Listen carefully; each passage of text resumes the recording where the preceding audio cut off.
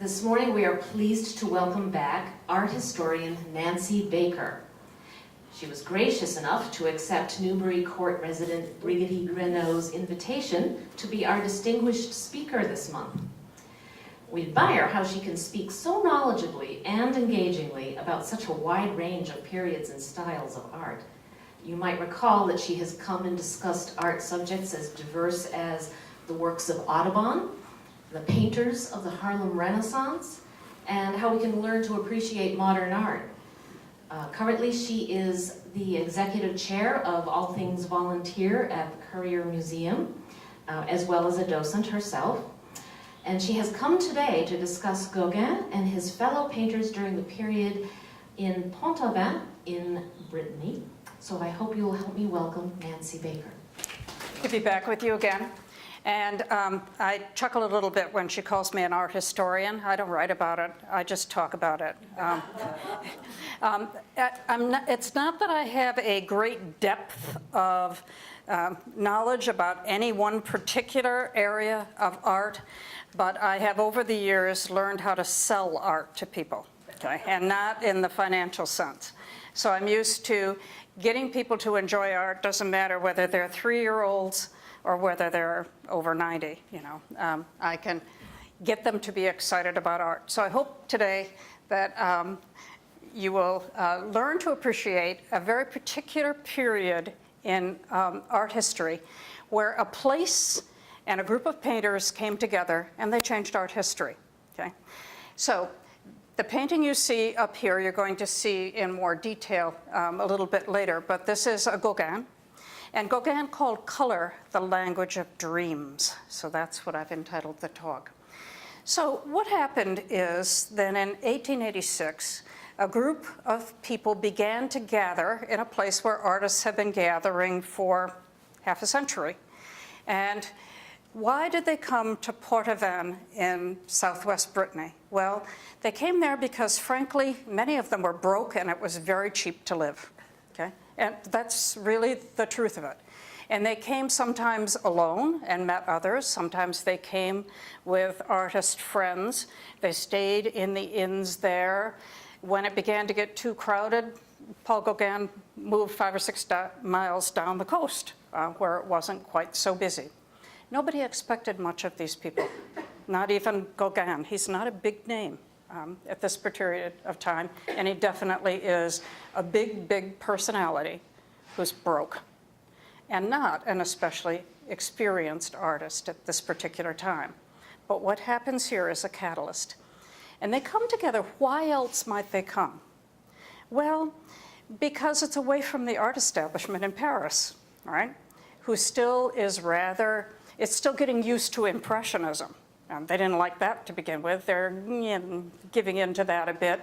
But the art schools in Paris still are pushing the academic style, okay? So it's a little bit more difficult for avant-garde artists in Paris, except amongst themselves. Also, some of them are simply restless. And in the summer, it's not so hot, you know, you can go to the south of Brittany. So there are many, many reasons why artists would go there. Many artists from America had come there in the 1860s and were still coming. If you're familiar with the work of Child Hassan, the famous American Impressionist, he's here a little bit later. There are plenty of particularly landscape artists who come. And why else might they be intrigued to come to this place? It's because of the people who live there. And artists in this particular period were beginning to look for the exotic, the primitive, rather than the polished. And so they were looking for a people that they thought were still a bit culturally archaic, and they thought that they had found it in the people of Brittany, the Bretons. So this is the area that we're looking at. This is Pont-Aven here on the south coast, and it's just a few miles inland on the River Aven. And then this is the other area, Le Poldou, which will be also where the artists congregate a little bit later, particularly Gauguin, and that is on another river, the Leite. Okay? Artists had been coming to the north coast of Brittany particularly Saint-Brieuc up here, even earlier. And then later what will happen to people like Bernard is that they will go into the interior cities. So it's all this area, and living here is a people who outwardly do seem to be from another time. They're really more like the Cornish or the Welsh or the Scots than they are like the French. Okay? They have a unique language that is, again, more linguistically like Welsh or Cornish than it is like French.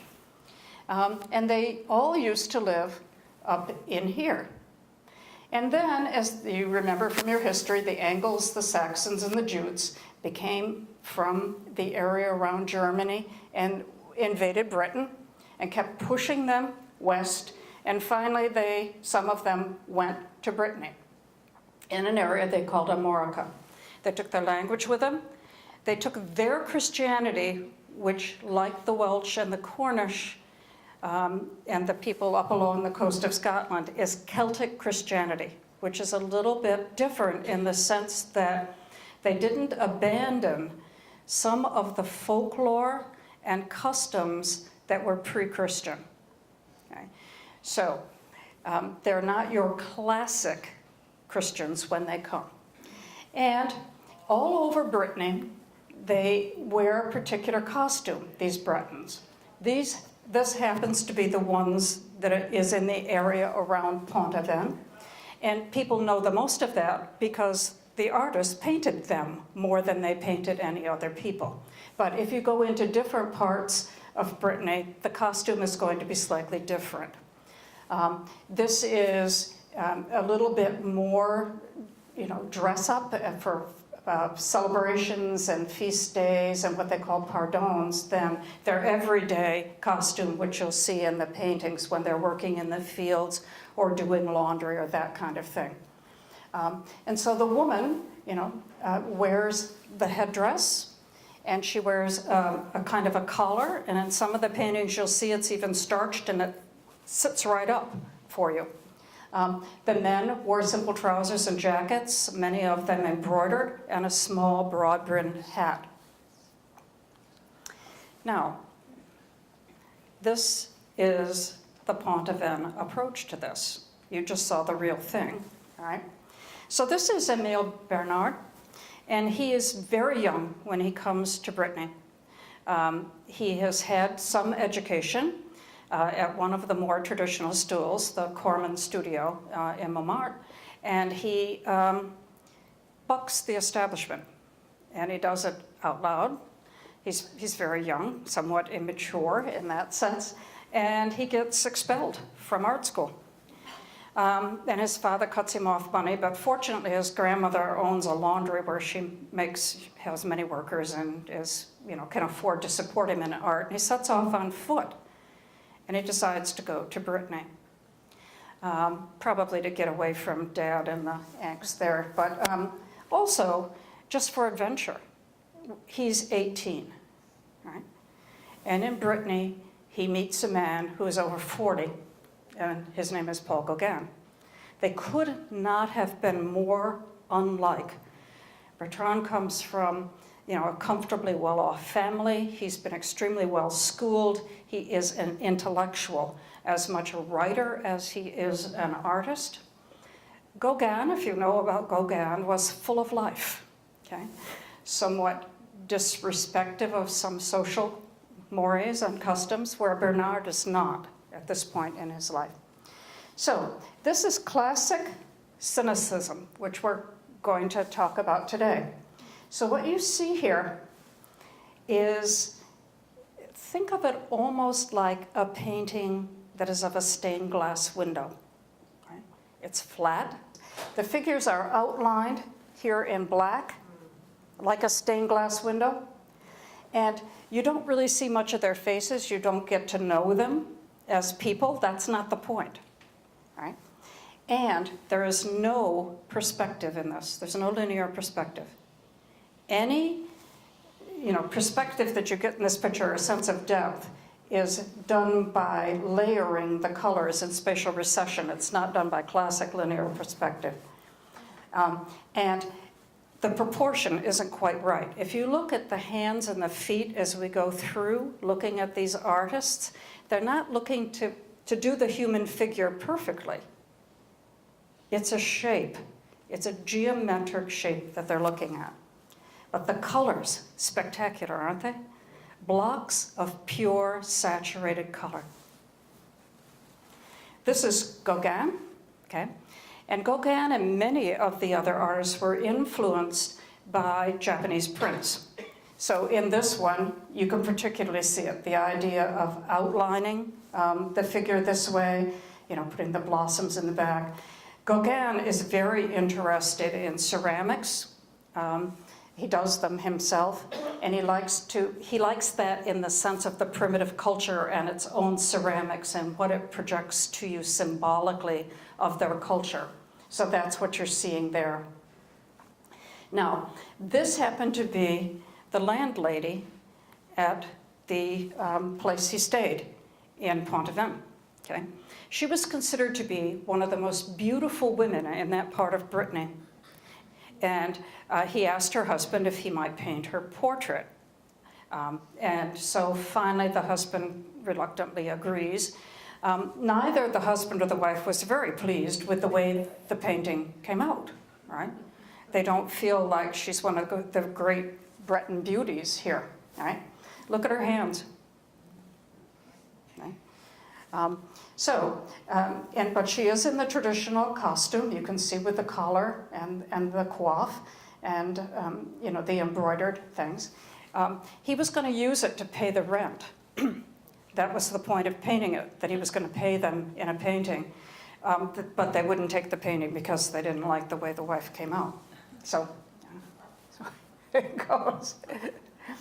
Now, we're going to start back in time a little bit to an artist who came to North Brittany in the 1820s.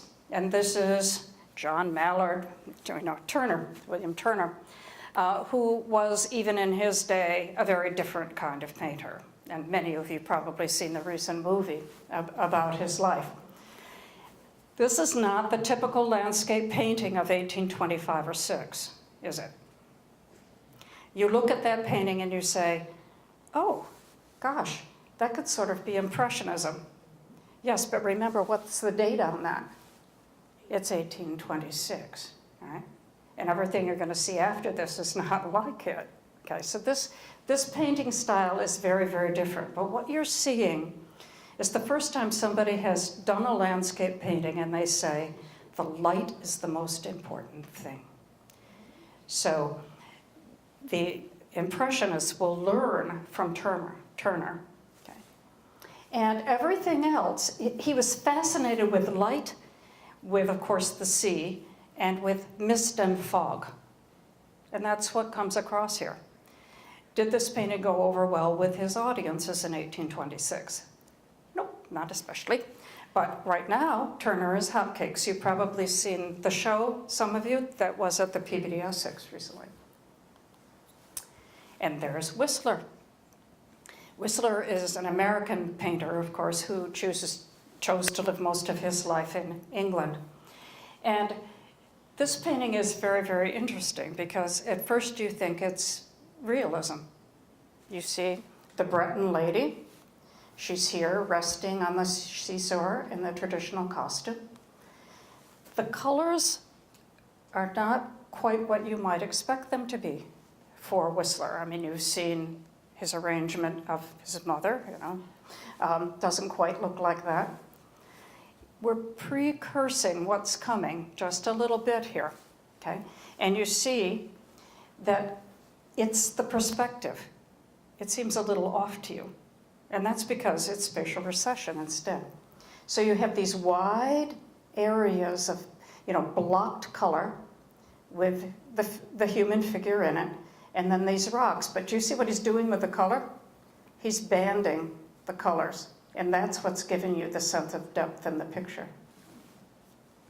So again, the artists in Pont-Aven are going to do that same thing later. Did everyone do that? No, not at this time.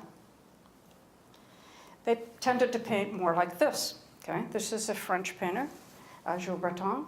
This is called, Can We Make It Look More Real? Gosh, if we had a camera, maybe we could, you know, that kind of thing.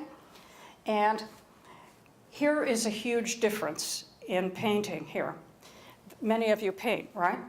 Okay, so you know that as you prepare the ground in a painting, in this particular period, the ground, which is where you're going to apply the paint, generally was a little darker, a red-brown, a slightly deeper gray, something like that, which helps you make the whole painting have depth of color in darker tones.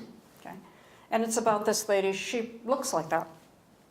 Right? Not going to doubt that.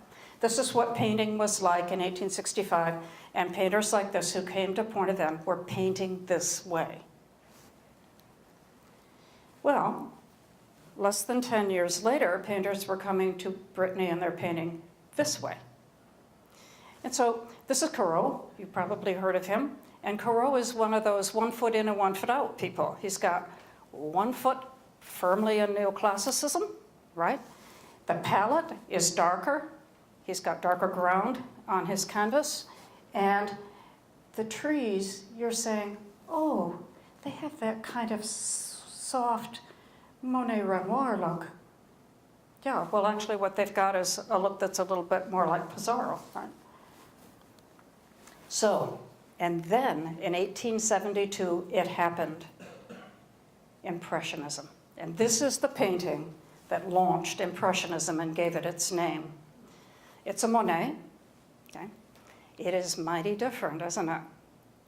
And I'm willing to bet if I said how many of you like Monet, hands would go up, right? People do. My daughter, who is in her early 40s, loves Monet, right? Me, I mean, he's okay. I mean, you know, but he's not in my top 10. Okay, now, let's look at this painting and see why this is so revolutionary. And it's the color and the light principally, but it's about an impression. It's about the essence, not about the detail.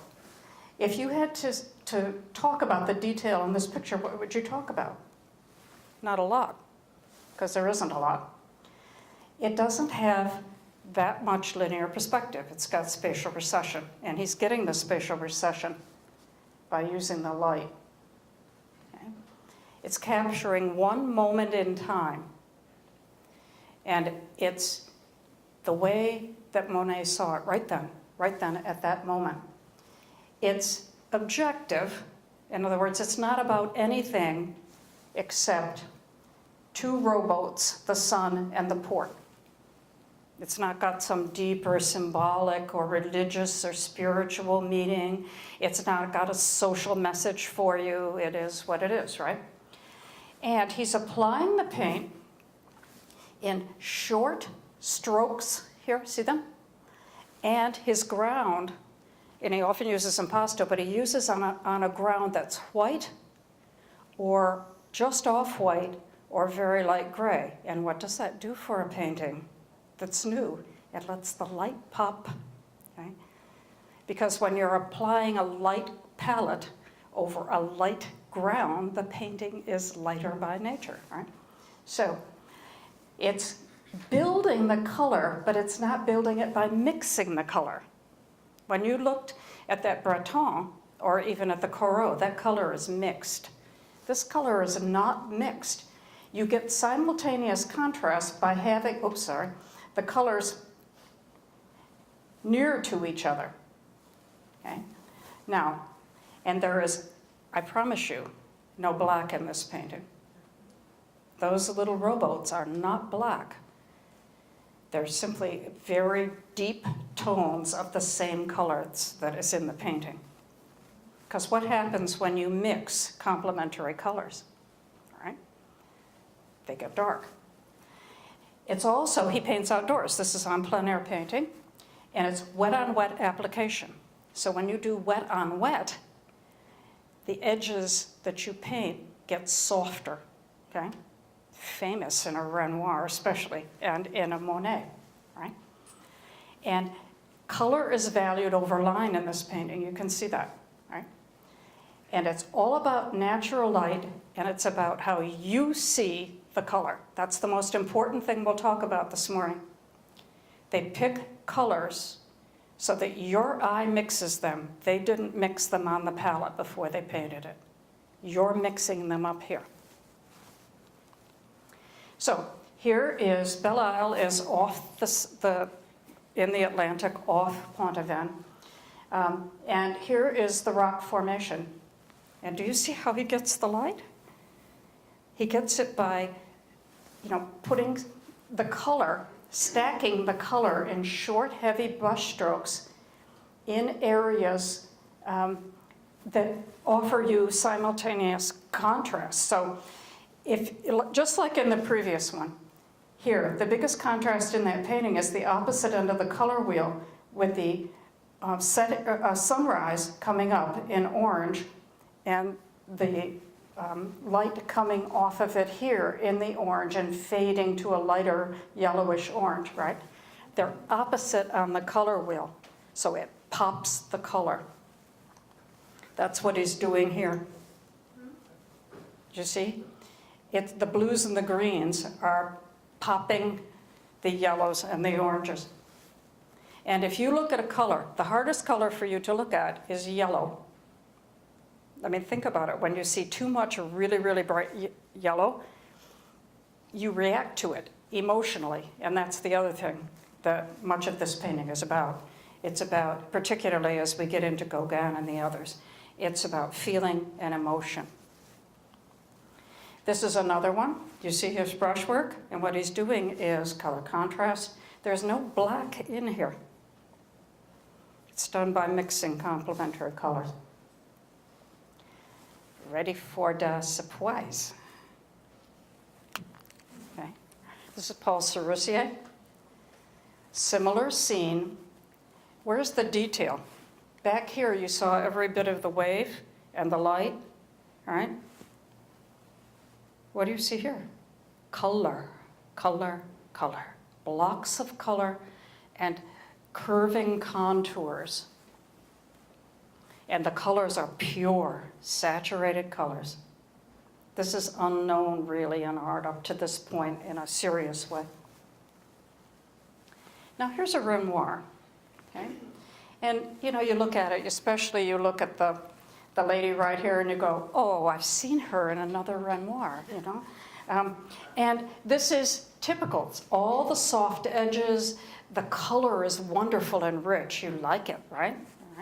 And it's also, when you look at the farmhouse in the background, it's got a fair amount of detail, right?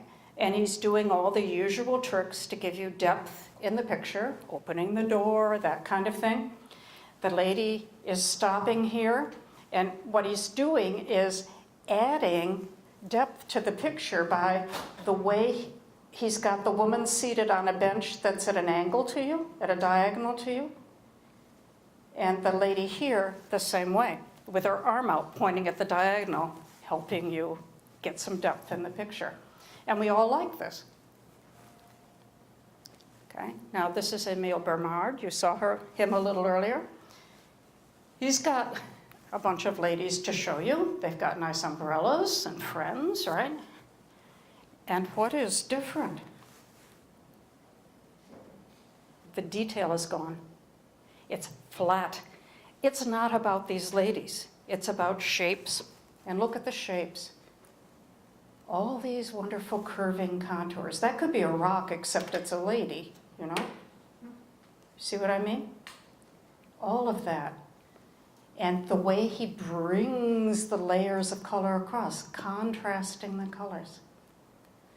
And he's very particular with the color. Right here. One of the famous colors is a vermilion or reds, right? And it's right in the middle of the picture. Draws your eye. This is another Renoir. And if you remember the previous one, you see this is a little different. Renoir evolved as a painter, okay? And he's becoming a little bit more post-impressionist as he goes along, okay? Monet changes less. Renoir begins to move toward post-impressionism. This is 1888. Post-impressionism certainly has come in. Van Gogh has only got another year or two to live, right? So, you know, what we have here is less of that detail. The color is there. It's offered to you a little differently. So you can see here that the color is laid on a little bit more in a divided way. If it were dots of color, you'd know it as pointillism, but when it's laid on with little stripes of color like that are clearly defined and not so much mixed, that's divisionism. Oh, but what does Mr. Bernard do? Never mind, let's just show you the brush strokes. Why be subtle about it when we can do that, right? It's the same painting. The tree is very different. The farmhouse is very different. It's about the color, it's not about the farmhouse and the trees. This is a Monet, right? You like a Monet? Oh, it's beautiful color, isn't it? Laid on with the impasto, with all that light, there's nothing not to like about it. Well, unless you're an academic painter, you know, who's still painting realism. I mean, but what happens when you move a little bit further into post-impressionism? You get a tree that looks like this. See? It's not about the tree. It's about how you get the paint on the canvas in blocks of color. So each one of those blossoms is not a blossom. It's a tiny little point of color that plays off the other colors. If you look at the number of greens in that, kind of fun, isn't it? Back here, you don't get to see the branches in the tree so much. Over here, they're part of the structure of the painting. And they count because they're a color. Right? And then there is Gauguin. And I don't know how much you know about Gauguin, who had a very interesting, very complicated, very full life, and he only lived to be 54. Right? So, like every other painter we're going to talk about today, Paul Gauguin was an impressionist first. Okay? And he never originally meant to be a professional painter. It was a hobby. He very much enjoyed doing it. He'd had a little training in doing it. And that training happened to be from Camille Pissarro. Okay? So, let me tell you just a little bit about Gauguin to this point so that you see why he came to be in Pointe-Aven. His family, his father was a liberal journalist and living in Paris. Gauguin is born in 1848. And if you know your world history, this is not a time to be a liberal in Paris. Okay?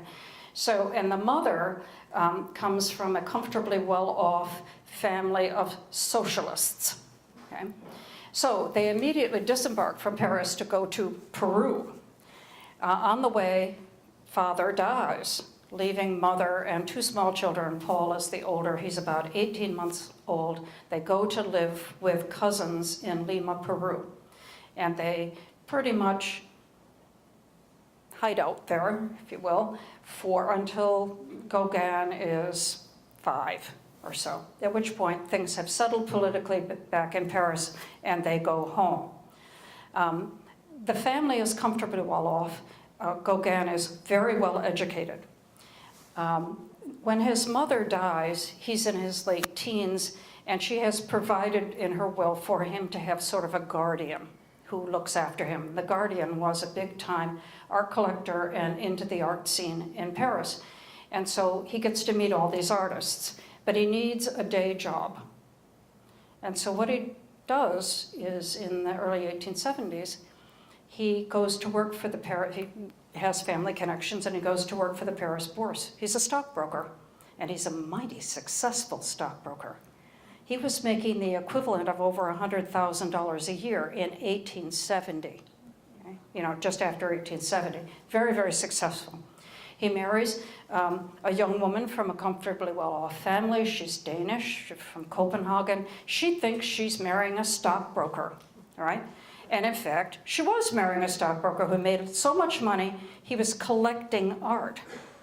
And then in 1882, the Paris stock market crashed big time. And Gauguin couldn't make the same kind of living anymore. Many of them went broke. He didn't go quite broke, but almost. He gave up being a stockbroker. They moved to Copenhagen, and you know what he did? He tried to sell tarps commercially. Did that work? No. He has the wrong personality to sell tarps in a commercial market. So he basically left his wife in the care of her family. By then they've got a couple little kids. They will eventually have 4. He decides to paint full time. Goes back to Paris. He doesn't have any money, all right? So in 1886, he takes the train and goes to Quimper, which is near Pont-Aven, and he tries to find the cheapest lodging he could, and he runs into a couple of other people, one of them Emile Bernard, the young man that got kicked out of art school, all right? And, you know, a couple of others, and it's great. This is a big man with a big, big personality. People like him, and he is 20 years older than most of them. He's born in 1848. Most of the artists in the Pont-Aven group were born in the 1860s. He's a good deal older even than Bernard, okay, who's one of the youngest ones.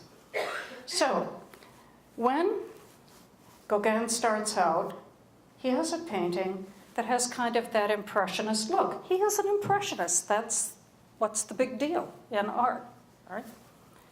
And it's rather nice. It's got a lot of nice color in it, right? And color for him, this is so important in what we're looking at this morning. For Gauguin and for a few other painters in this time period, music and art are the same expression. It's all about rhythm and harmony, okay? And so this is what's going to happen. And not all of the artists in Pont-Aven are going to embrace this, but some do. Later on, the most famous of the people who embraces it is Vasily Kandinsky. But when I was here the last time, you didn't especially like his art because it's abstract, okay? You get it with Gauguin, and it's not abstract. Okay, so he says, color, which like music is a matter of vibrations, reaches what is most general and therefore most indefinable in nature, its inner power. So that's what he's painting. Okay? Now, Paul Gauguin is in Pont-Aven, but not constantly. He's there in 1886. In 1887, he goes a-wandering again, goes to Martinique and to Panama, comes back again in 1880 and 1890, and is there for a while. Some of these artists meet him for the first time then. And then he comes back in 1894 before he leaves permanently for the South Seas. Okay? And he's not always in the same place. He's not always in Pont-Aven. In 1889, he was about 5 miles down the coast. So this is an Impressionist Gauguin. Now, the color is not going to be as vibrant as the first thing you saw that I put up. You know, that was the title slide, right? But some of the things that you're seeing here, you've seen before. See the brushwork, how he's layered the paint on the canvas? It's all there. And then he's drawing your eye from here down across the stream until it hits the color you most want to see over here, right? So it's not so much about linear perspective as it is about diagonals. Okay? And keep watching that in his painting. So this is Impressionism. You really couldn't label it anything else, and you're going to see a lot of paintings of Breton women doing the laundry in the river. Okay, so here's Gauguin, and notice they're not the most important thing in the picture. Where in the Bretonne you saw earlier, she was about the only thing in the picture. So I want to introduce you to a way of doing art that's called synthesism. And it is a form of post-impressionism. It didn't last all that long, but while it was there, it changed everything. And you can be a synthesist, and at the same time, you can be a symbolist, you can be a neo-impressionist, you can be a pointillist, you know, but it's basically how you deal with the color in the picture. And what it is an artist controlling how it all comes together. How the outward appearance of a natural form, you know, like a rock or a tree or anything else, and how the artist, Gauguin and the others, feel about that tree, rock, whatever, all right, come together. And then the purity with which you put the paint on the canvas in an aesthetic sense, and the form. And you do it all with no shading and no particular detail. So if you look, and then you do it also with repetition. So you have two-dimensional flat patterns. There's no perspective in that picture. He's gotten the depth by bands of alternating colors. Do you see it? And then he's got it this way too. And he does repetition, repetition, repetition of the forms. That's why there are all these trees. Okay? So, because it gives you rhythm in the picture if you repeat a form. Then that makes it more like music. And it gives it a certain harmony. Also, you notice that you don't get to see all of this little farmhouse.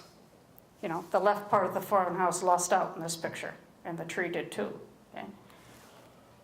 It's perfectly okay to cut it off because it's not about the farmhouse. It's about the block of the color. Okay? And it's about geometric forms. Everything there is a geometric form. Okay? Everything. Look at these. See it? Lines up. Nice little triangles. Okay?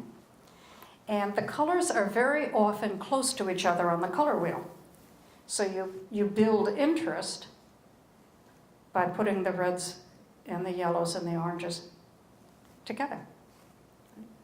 And you don't have any kind of aerial perspective. There's no place in any of these paintings where you're going to feel like you're looking down from above at anything that's being painted, right? And there's a certain structure to the picture too, which is pretty, you know, that comes pretty naturally when you're using geometry so much here, right?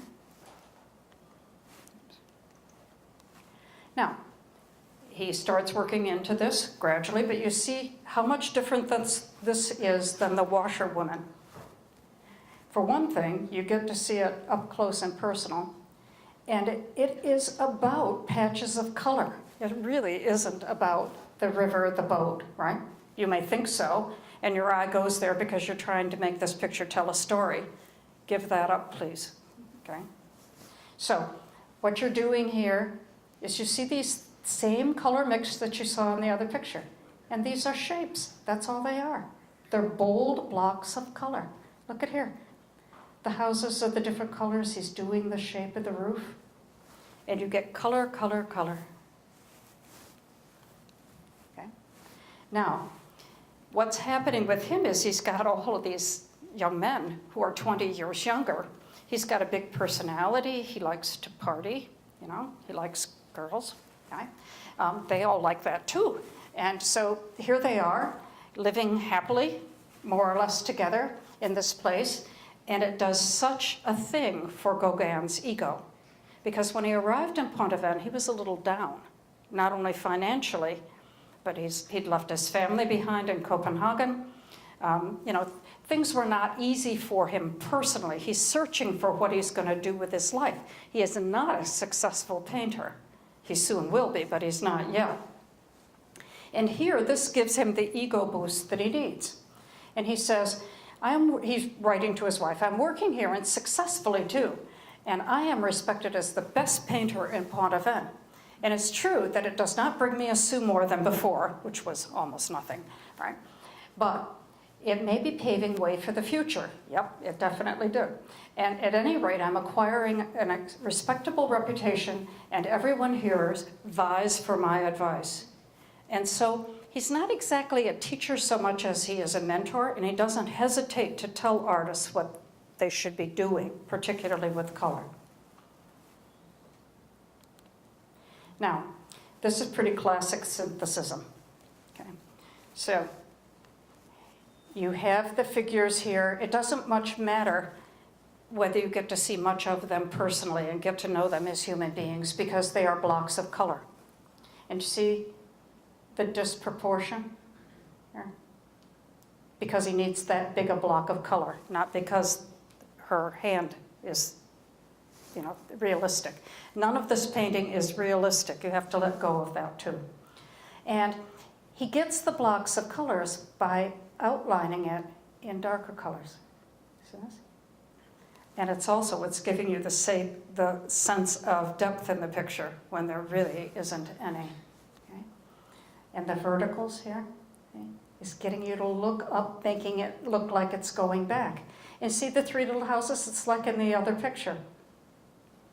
Repetition, repetition, repetition, repetition, repetition, repetition, repetition, repetition, vary the color.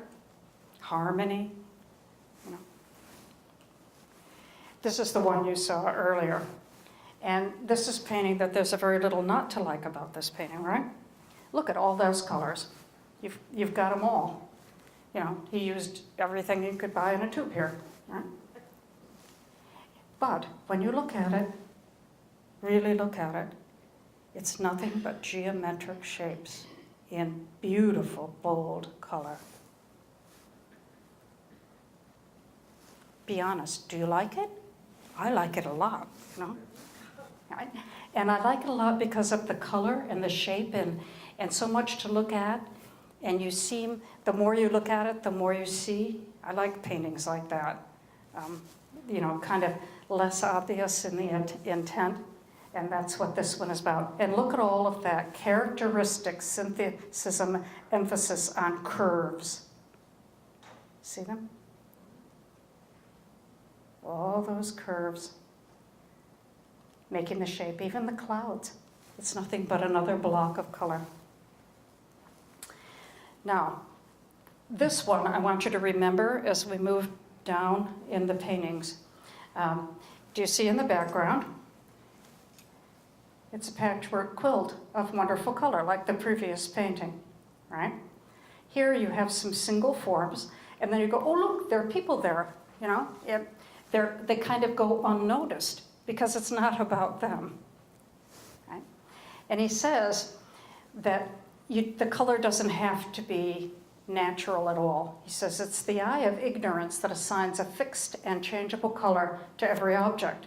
And beware of the stumbling block. And that's what he teaches the other artists at Pontevin. So here, you say to yourself, if I went out in nature, would I find that? Well, something like it, but not that color. And see again what he's done with repetition?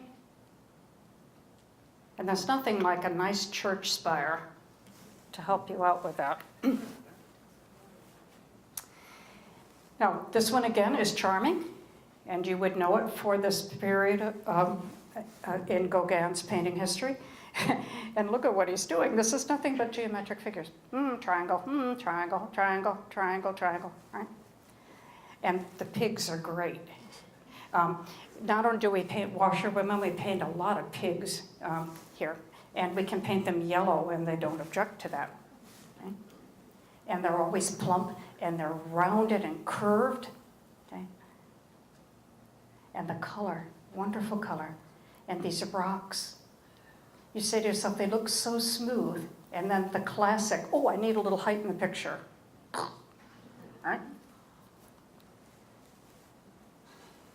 It's called, how are you going to look at that? You're going to paint the irresistible yellow with some complementary green right in the front of the painting. And this little doggy appears in more than one painting by these people. And look at It's just shapes, but see, he's getting that color in. And bingo, yes, I need something to add vertical to my thing. And then look at the wonderful colors here. You start counting the number of colors of pure unsaturated paint. It's great. We got a goose in this one. It's kind of neat. And this is a little different. I want to talk to you about another little technique, which is called cloisonnism. And this is like the stained glass windows. It has the black around it. So if you look here, see, he's outlined these shapes in the darker color. And more artists were doing that, particularly Bernard did it a lot. But here he is painting the landscape in its color. It's not natural color, but that's okay.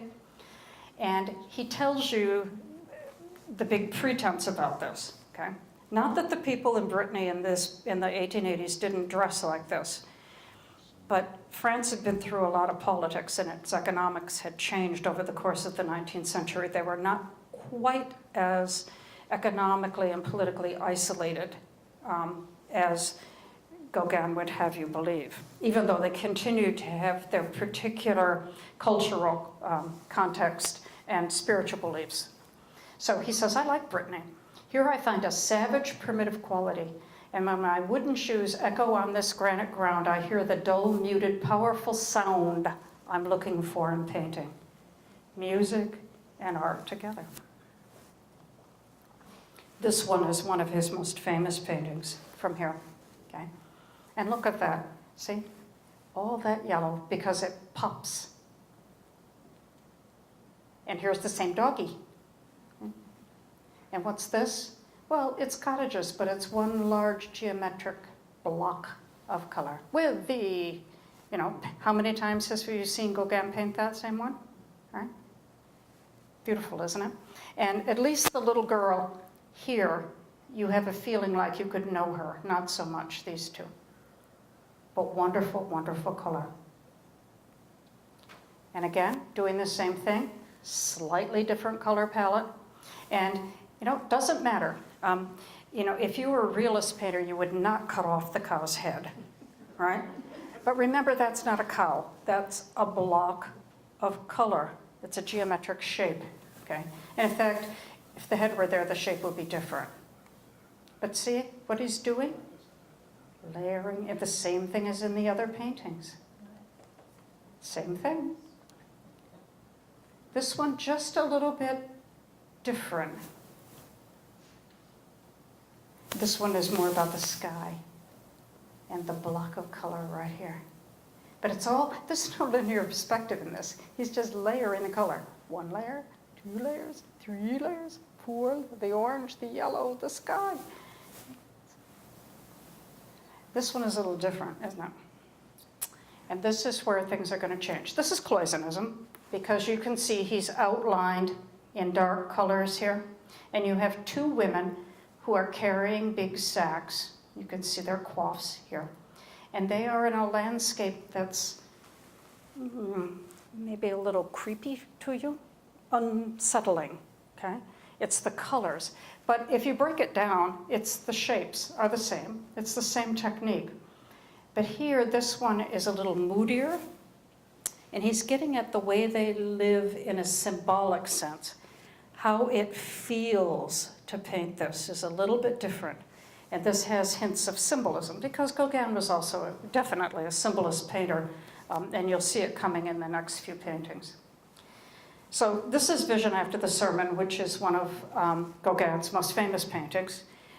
In fact, 2 of his most famous paintings were painted 1 year after the next, and in Brittany with the Bretons in the picture.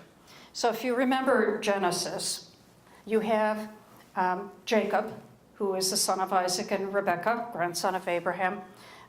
He is on his way home, and in the evening, he seems, either possibly really, or perhaps in a dream, to meet an otherworldly figure, an angel, perhaps. And that angel wrestles with him and neither one wins, which is a little unusual. Usually if you're divine, you get to win. Now, this painting is so famous, and here's the reason why. Here's the biblical, thing that if you go to Genesis and read this is more or less what happens, right?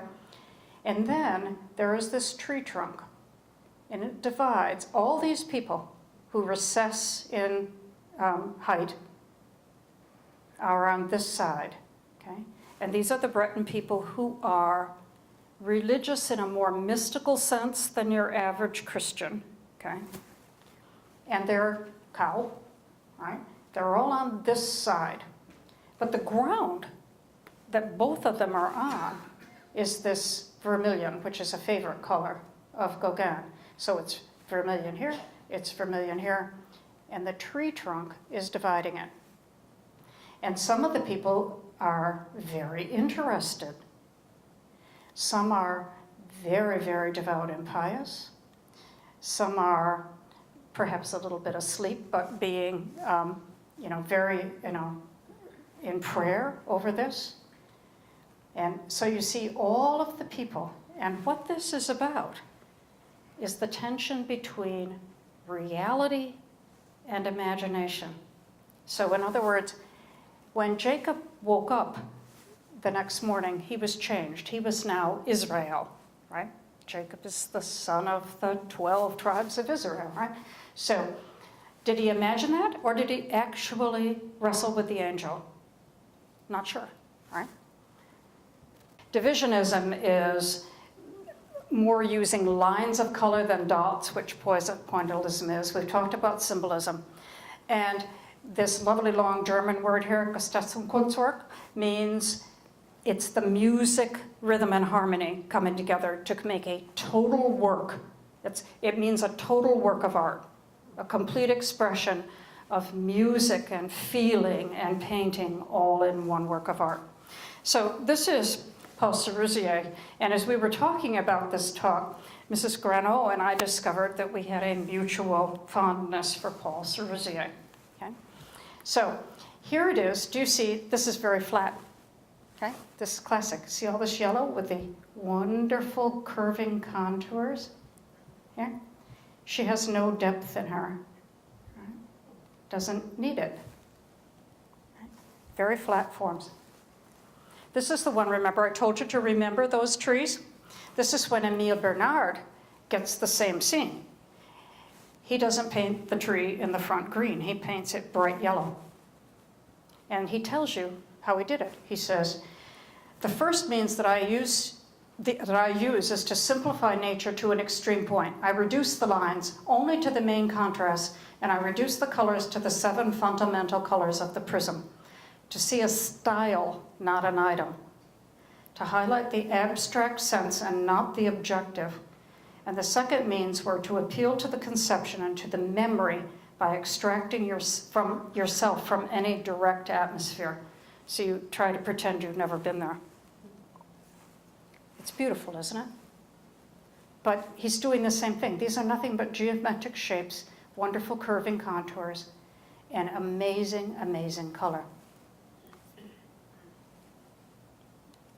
Here's another one. Don't you love that? And notice what he's done down here. He's cropped the poor cows. But that's okay. That would not have been okay in academic painting, in neoclassicism or something. But here, it's fine because they're just blocks of color. It's somewhat representational still, and that's why you're out there still smiling, because I'm not showing you abstraction, right? But I'm showing you, gosh, it's almost abstraction. It's the next thing too. You see this one?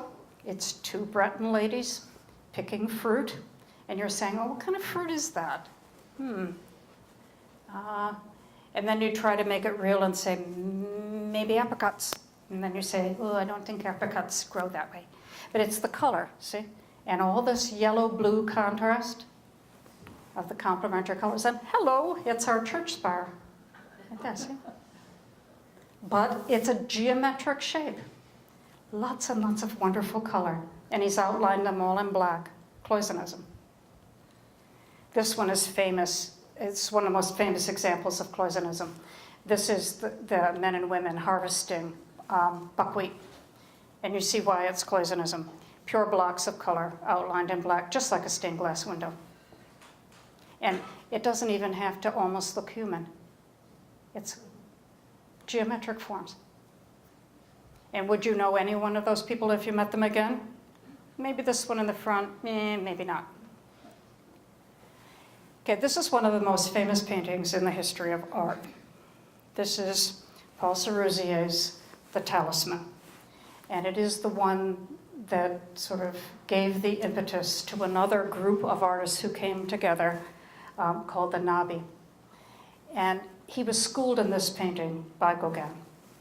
And Gauguin basically said to him about color, you gotta let it go, Paul. You know, how do you see those trees? If they're yellow, make them yellow, you know?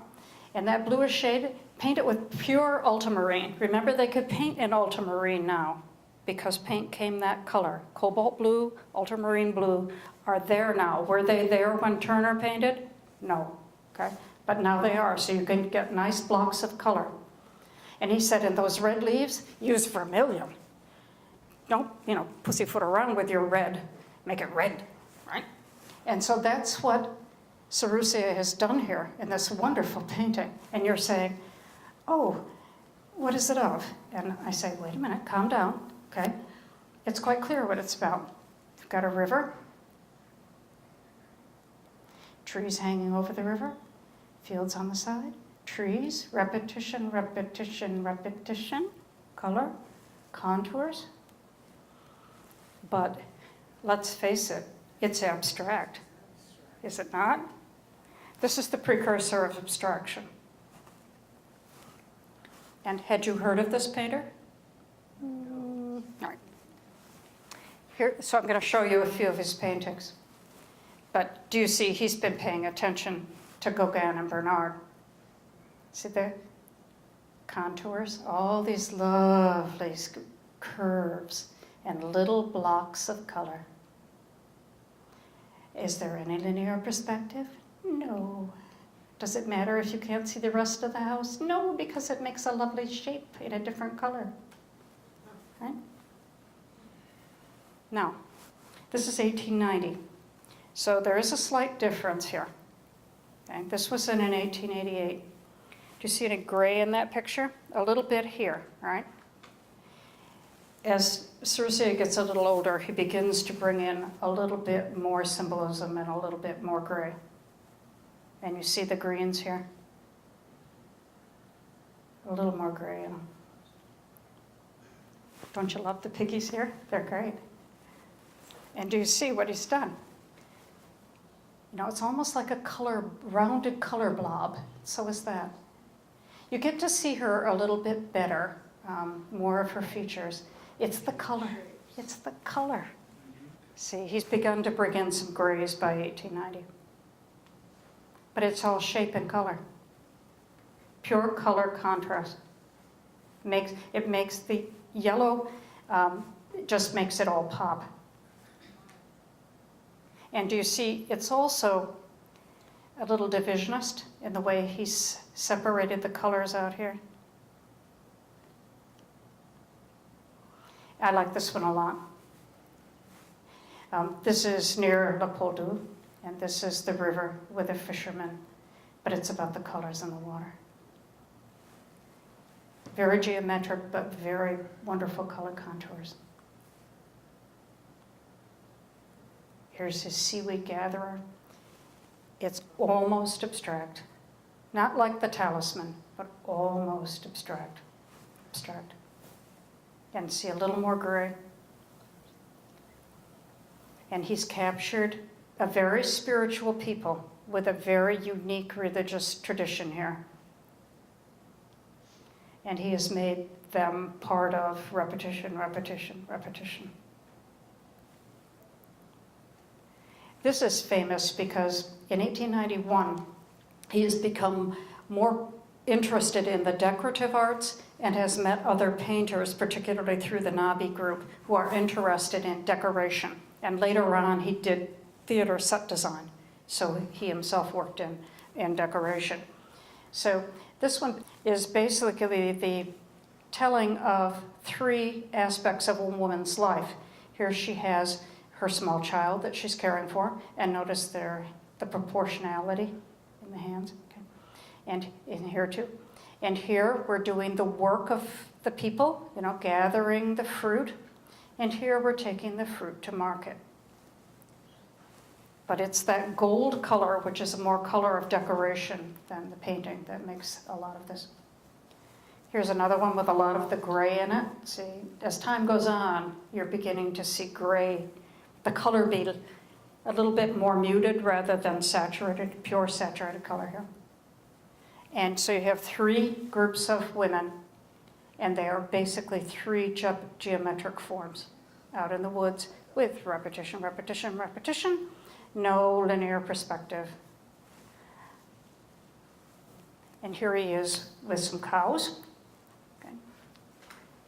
But it's about, particularly up here, about the complementary color contrast. And you get to see almost all of this cow. This is Maurice Denis, who went on to be one of the founders of the Nobbies. He is very much a symbolic painter, and you're looking at it saying, oh gosh, it looks a little familiar to me somehow. And that may be that you're familiar with the painting of Edvard Munch, okay, who is an expressionist painter, but has the same interest in symbolism. So here you don't necessarily get to see the people real close up and personal, but you get that feeling for movement in the painting.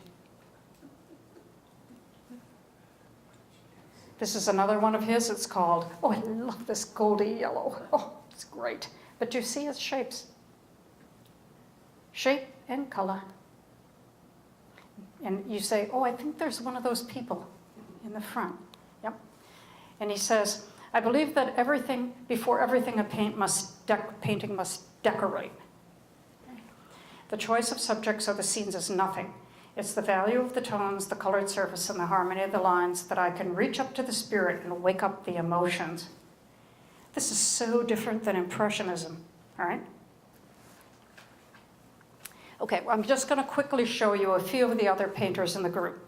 This is a Dutch painter from Amsterdam, and so what he's showing, and he was very, very friendly with Gauguin at first in 1886, spent a lot of time, wanted to go to Tahiti with Gauguin. His family was supporting him, and they pulled the money, and he went home to Amsterdam, where he married properly and so forth.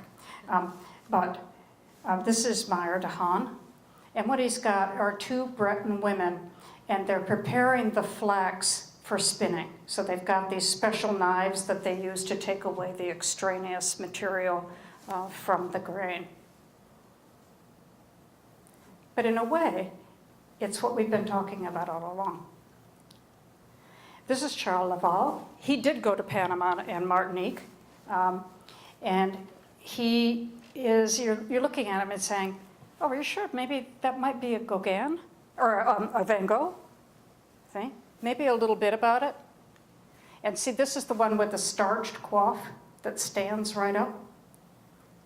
And notice he's been listening to Paul Gauguin, because what color is that? Vermilion. See? Very dynamic painting.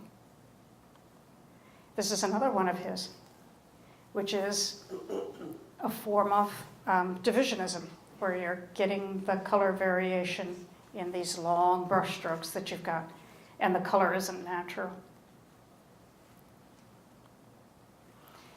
This poor fellow had very interesting training. I believe he was at the Académie Julian in Paris. He knew some of the other artists and knew Gauguin a little bit, but he had kind of an unfortunate personal life.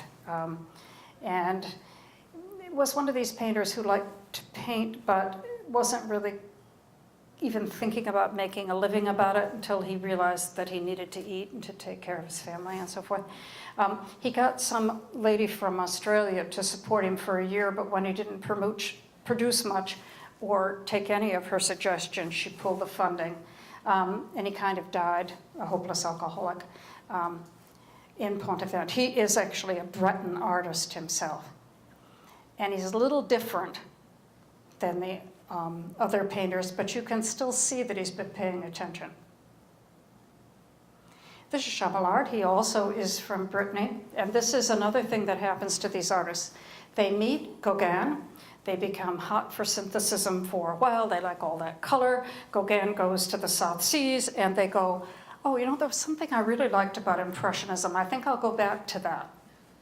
Right? And that's what's happened here. This is his hollow road along the river. This is Gustave Lossu, and he's an Impressionist. Okay? He might have painted a few paintings that were a little bit more like the others, but basically no. You see that soft kind of look on the way the brush is applied and the palette is selected. And, that's really more an Impressionist painting. And in fact, a lot of these people snuck back to Impressionism. Here's another one of his. So when we were looking at the Monet earlier, you can see that. This is Henry Moret. He did the same thing, but he tried to disguise it with the color. Now, he loves to paint diagonals of the alternating colors.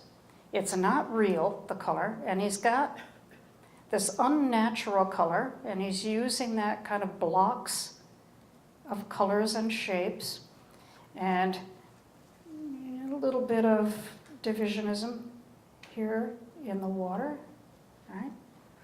And you're going, not so sure about the purple, right?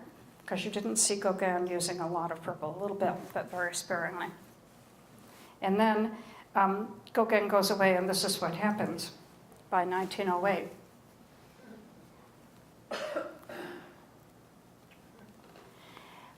This fellow is interesting in the sense that he was a very good friend of Paul Gauguin when they were both stockbrokers before the crash. This guy got out because he inherited some money before the stock market crashed, okay, and he didn't really have to sell a lot. And he got into divisionism and something called chromoluminarism, which is about the luminous quality of the color. And you can see that in here, and the way the paint goes on, all in these separate little blocks here. So this is divisionism.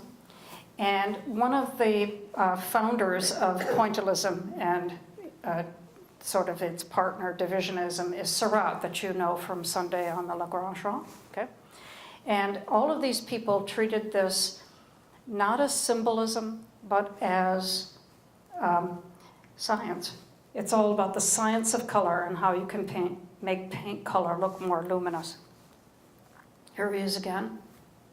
He and Gauguin had a huge falling out late in their friendship. And he definitely went his own way. This is Davali, and he is a pointillist. Kind of nice, isn't it? He's doing exactly the same things with the color. It's how the paint gets on the canvas. And this one you're going, oh, at last, a Van Gogh. Oh no, who is that? Well, this is an Irish artist of the Pontevin school called Roderick O'Connor, who was there a lot, knew Gauguin well. And he, when invited to go to Tahiti, he said, no, I wouldn't go with him because he's a maniac. Yeah. So, but he does kind of paint a bit like Van Gogh. Definitely a post-impressionist painter. This is a Polish painter, Sliński. And it's just a little bit different. I put it in because here is a painter who is, for a short time, quite late in Pontevin, did not know Gauguin especially well, but knew the people that had worked with Gauguin. And here you get to see the faces of the people. This is Lacombe. And Lacombe, you're looking at it and saying, oh, Fauvism. I know Fauvism. It's all that red and yellow color, right? It's not exactly that. It's a bit knobby. He became a member of the Nobbies, which is much more symbolic in it. but the color is very rich and interesting in that. There are not very many of his paintings left. After Gauguin went to Tahiti, he went to Italy and became something else. He painted a different way. And this is Sagen, who was a good friend of Gauguin, O'Connor, and especially Paul Seruzier. And when you look at that, again, you might say fauve. It's not cloisonnism because he's outlining in red, but he got the message about the color close on the wheel, some geometric. He died very young. I think he was only in his early 30s when he died of tuberculosis. This guy I love a lot. Okay, he's a chromoluminarism. You see all that lovely purple? And if you know the work of the late 16th century painter Lucius Cranach the Elder, it's all that same lovely, whimsical purple. Isn't it neat? You can't put a style on that. You might say Impressionist. You might say some Divisionism. It's kind of hard to pin him down. This is Charles Filliger. So he did some portraits. This one I picked because look at the way he has quite obviously layered the color. And then here's another one of his. A few of these people went surrealist. You know? This is a wind-blown tree. Here we have in the sky, or maybe that's the water. I don't know, it's in a strange place. See? So this is sort of surrealism. This is a Danish painter, Belle Isle, who didn't necessarily work all that closely with Gauguin himself, but on the other hand, he learned French from Gauguin's wife. He's from Copenhagen. She taught him French, right? And he's interesting because it's false perspective. He's got perspective at work, except it ends right there instead of on the horizon. This is another Danish painter who did a lot of work with, he liked to show movement in the painting. So you see he got the message about synthesism, but he's taken it to a slightly different place. This is an English paper, Bivan, and you can see the cloisonnism in this. Here. This is a very interesting painter, but not necessarily because of Pontevin. This is Kuno Amier, and his landscape up here clearly got the message, but it almost is abstract. What happens with him is, the beginning about 1907 or 8, he throws in his lot with De Broek, which is German Expressionism, and he paints entirely differently, and he begins to paint like the Vienna Succession, like Klimt and others like that. This is Maxime Moffre, and he is almost a painter of the sublime. That looks real except for the color. Right? So he's painting very spiritually here. This is another Dane, Clement, and you can see he got the message except about the color. And then when Gauguin leaves for the South Seas, he goes to Italy and starts to paint more like the Renaissance. This is an English painter, Eric Forbes Robison. His father, John Forbes Robison, was a famous art critic. And he didn't know Gauguin as well as he knew some of the other painters in the group, but I picked this one because it's very interesting in the way he gets the paint on the canvas. You know, the brush strokes are reminiscent of what we've been seeing. But this is one of the few times you get to see the Breton people. And the one thing about the Pontevin school was they painted them, but they didn't give them to as individual people. And here he's doing that. But then he paints like that too. He's really more a landscape painter than anything else. And that is not a watercolor, that's an oil painting. And you're saying, little abstract. Yep. This is a very interesting man. Look at the color palette. His favorite color was rose, not vermilion, right? And he's a very interesting man. He is Dutch, extremely, extremely religious. In fact, he more or less takes his painting to a different place when he joins a monastery in Germany and becomes a painter monk. Interesting. But here you can still see some of that Pontevin style in that, despite the fact it has a little more detail and the color choices are not as pure color, they're a little bit different. And I'll leave you with this one, because this is what you want to remember about Pontevin, right? You want to remember all the things that are its hallmarks. It's not really real, right? It's got extremely rich, pure, saturated color. It's all about geometric forms and shapes.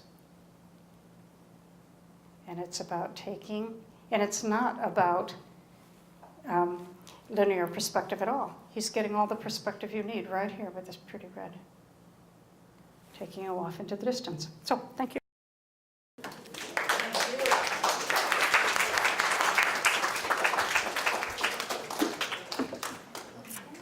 Do you have any questions? I hope you like this area of art. It's interesting.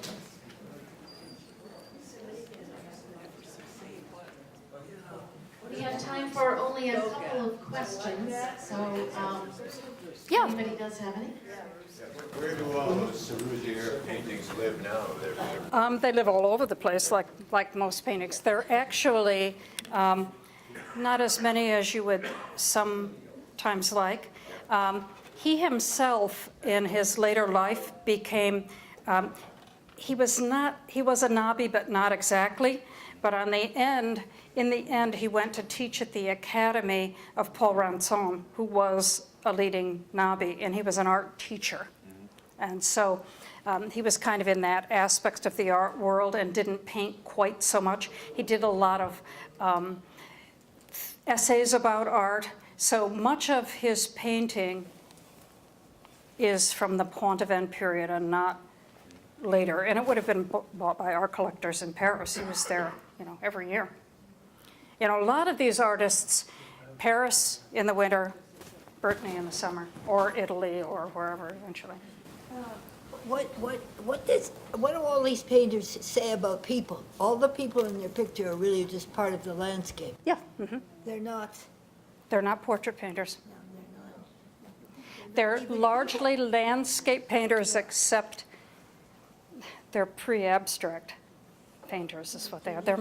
They're right on the cusp of modernism. Pre-abstract. Mm-hmm. They do that because the people aren't. Yeah, because they essentially, like a tree. yeah, they take the tree, they turn it into a geometric shape. They paint it a color that's not necessarily its natural color. They give it rounded contours. And the hand is just a shape. It's just And a the shape. landscape, that she pointed out, that was a good point. And you react to the color emotionally, not to what you're seeing in the picture. So it's not like, oh, this poor lady is all she got is one pig, she must be very poor, not interested in that, all right? All the emotion comes from projecting their feeling about the color and the landscape and the people that they're in. You draw your own conclusions. It's kind of like expressionism later. Okay, I think that's going to wrap it up. I want to really thank Nancy Baker for coming back again. It's been a great talk. Thank you for coming.